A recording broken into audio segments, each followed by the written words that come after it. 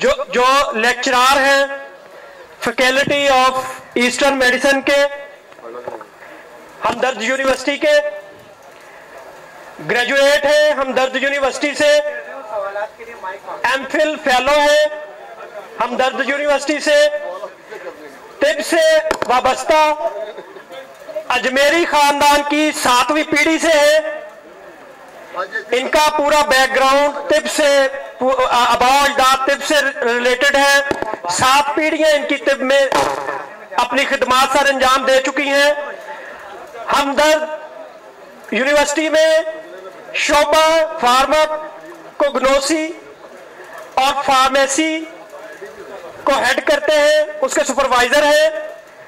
میں دعوت خطاب دوں گا حکیم محمد امجد اسماعیل اجمیری صاحب کو کہ وہ سٹیج پر تشریف لائیں اور طلباء کو اپنے خیالات سے بھی مستفید فرمائیں، تجربات سے بھی مستفید فرمائیں اور کشتہ سازی کے حوالے سے روشنی بھی ڈالیں اور یونیفیکیشن طبی فاؤنڈیشن کی اس ادنا سی کاوش کے حوالے سے بھی اپنا اظہار خیال کریں۔ محترم امجد اسماعیل صاحب۔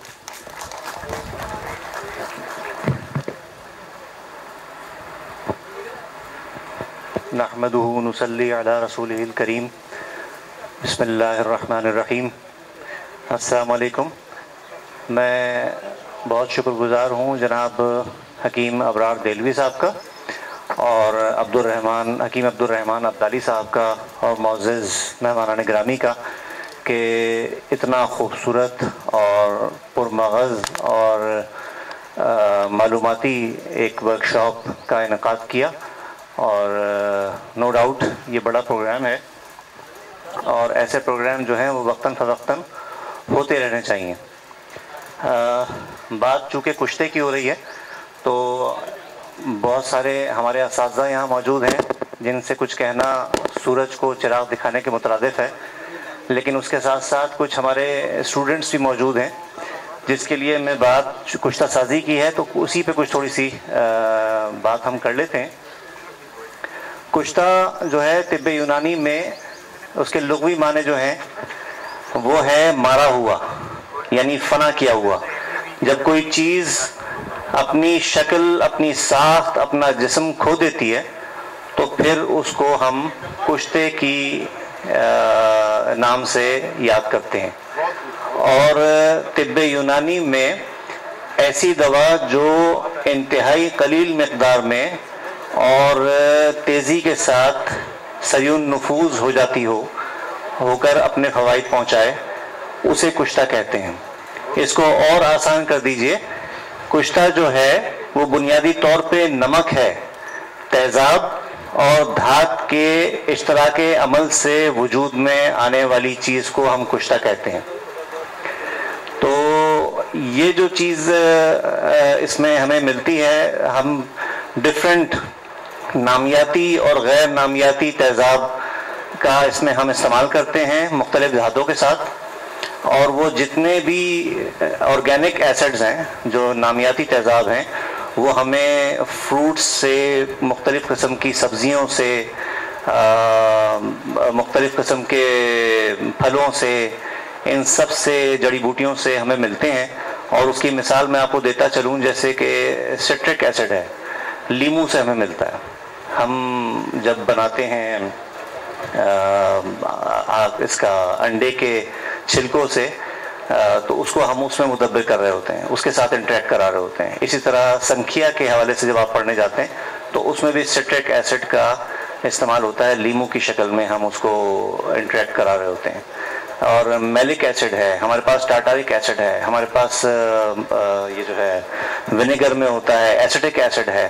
یہ ساری چیزیں جو ہیں، یہ ویک ایسڈز یا آرگینک ایسڈ جو ہیں، یہ اس حوالے سے کارآمد ہوتے ہیں اور دھات کو کے ساتھ عمل کر کے اس کو جسم میں سرایت کر جانے کے قابل بنا دیتے ہیں۔ پھر دوسری چیز جو ہے وہ غیر نامیاتی تیزاب ہیں۔ ابھی یہاں ہم نے دیکھا جیسے سلفورک ایسڈ ہے، اسی طرح ہائیڈروکلورک ایسڈ ہے، شورے کا تیزاب ہے۔ یہ ساری چیزیں بھی جو ہیں وہ اس فن میں استعمال کی جاتی ہیں۔ ایک وقت میں بہت تنقید ہوتی تھی سونے اور چاندی کے ورق کے اوپر کہ جی آپ لوگ یہ کھلا دیتے ہیں اور یہ جا کے گردوں میں جم جاتے ہیں. وہ فنومینا اب چینج ہو گیا اور لوگوں نے اس کو اب ایکسیپٹ کرنا شروع کر دیا ہے. اگر چاندی کا ورق ہی خراب ہو تو پھر تو بات دوسری ہے، لیکن جب ہم صحیح چاندی کا ورق استعمال کرتے ہیں تو پھر وہ ہمارے معدے میں جب پہنچتا ہے تو وہاں پہلے سے اللہ تعالیٰ نے ہائیڈرو کلورک ایسڈ رکھا ہوا ہے. تو سلور کلورائڈ اور گولڈ کلورائڈ کی شکل میں جسم اس کو قبول کرنے کی صلاحیت سے مالا مال ہے. اور یہ چیزیں جو ہیں یہ آپ کو میں لائٹر موڈ میں بات کرتا چلوں کہ ہمارا اس وقت اگر ایک ساتھ بہت سارے کشتے دیکھنے ہوں آپ کو ایک ہی جگہ پر تو وہ ہے میڈیکل اسٹور.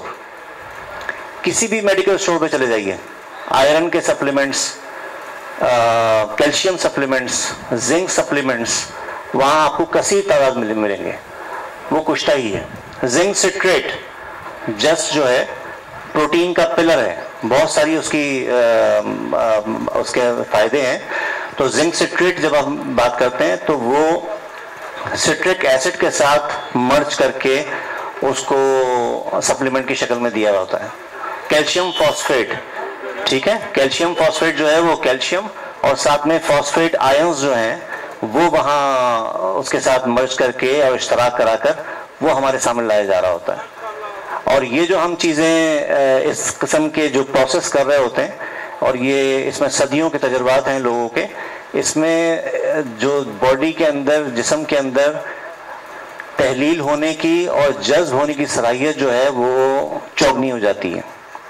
اس لیے میں بہت مشکور ہوں ان سب حضرات کا جو یہاں اپنا فن لے کر آئے اور فی سبیل اللہ اس کو لوگوں میں اس طرح تقسیم کر رہے ہیں. تو یہ فورم جو ہے یہ بار بار منعقد ہونا چاہیے اور تاکہ اس سے جو ہے استفادہ کیا جا سکے اور ایسی بہت ساری بیماریاں جو اس وقت کنٹرول نہیں ہو رہی ہیں اس میں ہم اس طرف ہمارا قدم ہو. اور ایک چیز اور کہ ہمارا پورا فوکس یہ ہوتا ہے کہ بیماری آ گئی ہے، اب اس کا علاج کیا جائے. ہم بالکل بھول گئے کہ بیماری نہ آئے اس کے لیے ہم کیا کریں. اس پہ بہت زیادہ فوکس کرنے کی ضرورت ہے.